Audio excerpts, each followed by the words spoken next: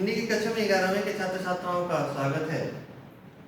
पिछले दिनों उन्होंने चर्चा करने के दौरान पढ़ा था कि किस प्रकार जब 13 का पहाड़ा धनराम नहीं सुना पाता है तो त्रिलोक सिंह जो मास्टर हैं उसे छड़ी से जब मारने जाते हैं तो छड़ी टूट जाती है, तो उसे यह दायित्व देते हैं कि तुम ही जाकर फिर से अपने लिए छड़ी लेकर आओ।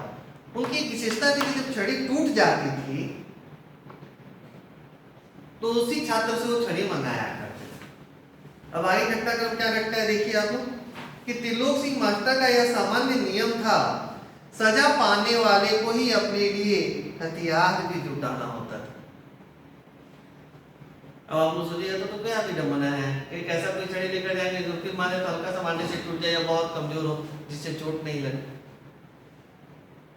लेकिन कितने बार फिर लेने के लिए जाएगा ये भी तो सोचना होगा। क्या है देखिए आगे, और जाहिर है बलि का बकरा अपने से अधिक मास्टर के संतोष को ध्यान में रखकर टहनी का चुनाव ऐसा करता जैसे वह अपने लिए नहीं बल्कि किसी दूसरे को दंडित करने के लिए हथियार का चुनाव कर रहा हो, क्योंकि वो सभी जानते थे कि अगर कहीं छड़ी और जल्दी टूट गई या छड़ी अच्छी ले जाकर अगर हम लोगों ने मास्टर साहब को नहीं दी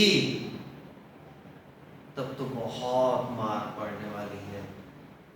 हो सकता है मास्टर साहब बहुत अधिक गुस्से में आ जाए और अधिक क्रोधित हो जाए, इसीलिए वो छड़ी का चुनाव ऐसा करते थे जैसे मान लो छड़ी से उन्हें मार नहीं पड़ने वाली हो, उन्हें सजा नहीं मिलने वाली हो, बल्कि उनके किसी और मित्र को कोई सजा देने वाला हो या उनको मिलने वाली हो। धनराम की मंद बुद्धि रही हो या मन में बैठा हुआ डर कि पूरे दिन घोटा लगाने पर भी उसे 13 का पहाड़ा याद नहीं हो पाया था और विडंबना नहीं, लाख कोशिश करके भी मोहन क्या हुआ 13 का पहाड़ा याद नहीं कर पाया था, जबकि उतना मार खाया था मास्टर साहब से। देखिए मैं ये नहीं कहूंगा कि धनराम के साथ मास्टर साहब ने जो व्यवहार किया था वो उचित था, क्योंकि सजा किसी भी समस्या का समाधान नहीं हो सकता। सजा क्या है, एक बच्चे के मन में डर या आतंक भी कायम कर सकता है।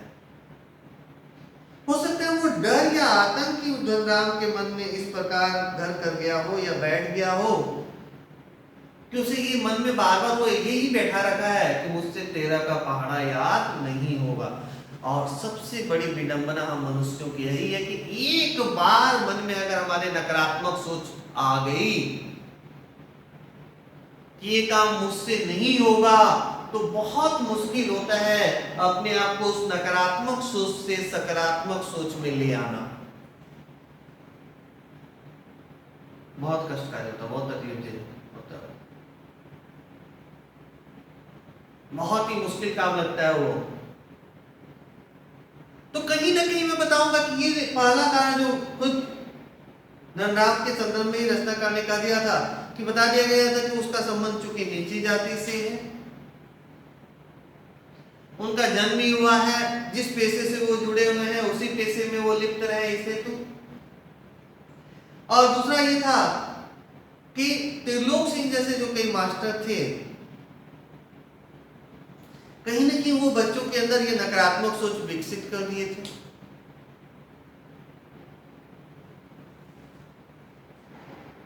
छुट्टी के समय जब मां साहब ने उसे दोबारा मास्टर साहब ने दोबारा पहाड़ा सुनाने को कहा तो तीसरी सीढ़ी तक पहुंचते पहुंचते वो फिर लड़खड़ा गया था, लेकिन इस बार मास्टर त्रिलोक सिंह ने उसके लाए हुए बेत का उपयोग करने के बजाय जबान की चाबुक लगा दी थी। देखिए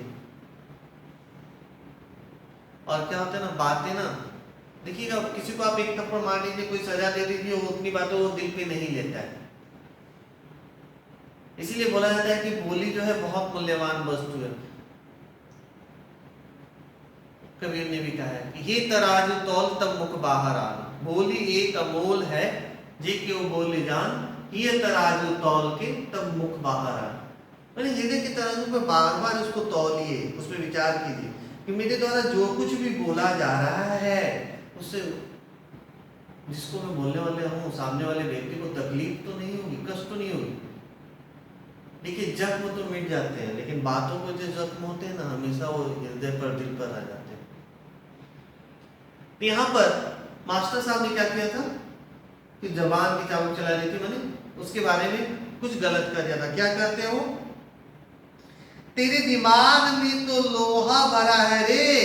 शब्दों का प्रयोग देखिए एकदम वंचित है, ये शब्दों का प्रयोग आजकल हिंदी साहित्य में नहीं किया जा रहा है, क्योंकि ये पहले की रचना है और यहाँ पे इसका उल्लेख करना कि इस तरह के शब्दों का प्रयोग हमारे द्वारा नहीं करना चाहिए, और खास करके अध्यापकों के द्वारा तो भूल से भी नहीं। उन्होंने इस प्रसंग का उल्लेख किया, इसको रेखांकित कर लीजिएगा आप लोग कि तेरे दिमाग में तो लोहा भरा है रे, विद्या का ताप कहाँ लगेगा इसमें। माने तुम्हारा पैतृक पेशा जो है लोहार का है, तुम्हारे द्वारा पढ़ाई लिखाई बिल्कुल नहीं होगी। विद्या का ताप कैसे लगेगा, अर्थ क्या है, यानी तुम्हारे द्वारा पढ़ाई लिखाई बिल्कुल नहीं हो सकती। एक अध्यापक के द्वारा एक बच्चे को ऐसे नकारात्मक कहना कहाँ तक उचित है। इसीलिए देखिएगा यहाँ पे प्रश्नवाचक चिन्ह लगा दिया गया। आज की कक्षा में यही समाप्त कर रहा हूँ। आप लोग इस विषय पे सोचिए कि आपकी क्या दृष्टिकोण है कि एक अध्यापक के द्वारा ऐसा करना उचित है या अनुचित, क्योंकि सरासर अनुचित है मेरे दृष्टिकोण से। अध्यापक क्या, किसी के लिए भी, कोई भी व्यक्ति एक दूसरे के लिए भी ऐसे नकारात्मक शब्दों का प्रयोग कदापि नहीं कर सकता। और शिक्षा के क्षेत्र में तो कतई नहीं, क्योंकि शिक्षा पर सबका अधिकार होता है। शिक्षा किसी व्यक्ति विशेष के लिए नहीं बनाई गई है, किसी जाति विशेष के लिए नहीं बनाई गई है, वो सबके लिए बनाई गई है। आज की कक्षा में यही समाप्त करता हूँ। अगले दिन अगली कक्षा में हम लोग इस विषय को फिर आगे